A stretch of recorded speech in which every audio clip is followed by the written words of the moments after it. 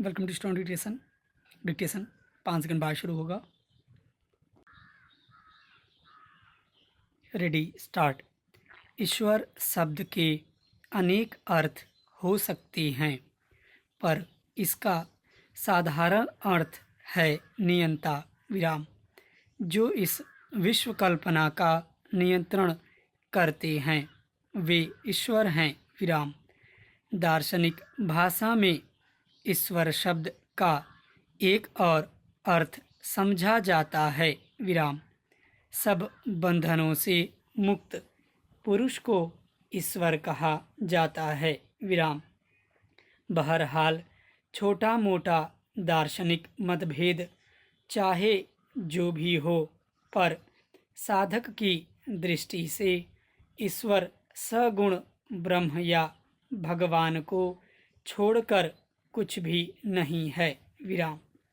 वहीं प्रणिधान शब्द का अर्थ है अच्छी तरह समझना या किसी को अपने आश्रय के रूप में अपनाना विराम।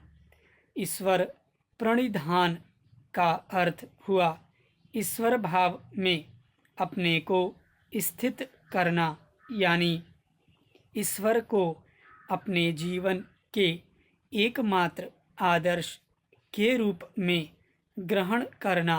पैराचेंज। इस तरह ईश्वर प्रणिधान पूर्णतया एक मानसिक चेष्टा है विराम। इसमें चिल्लाकर लोगों की भीड़ जमा करने या झाल मृदंग बजाकर भक्ति दिखाने की जरूरत ही नहीं है विराम। जान लें कि ईश्वर बधिर नहीं है विराम, लिहाजा आप अपने मन की भाषा उन्हें चिल्लाकर न सुनाएं विराम। ईश्वरीय भाव लाने के लिए पहले हमें अपने मन को जागतिक प्रपंच से हटाना होता है विराम। फिर अपने क्षुद्र अहम भाव को मन से हटाना होता है विराम। उसके बाद अपने मन के सामने उस विराट स्वरूप की छवि लानी होती है विराम।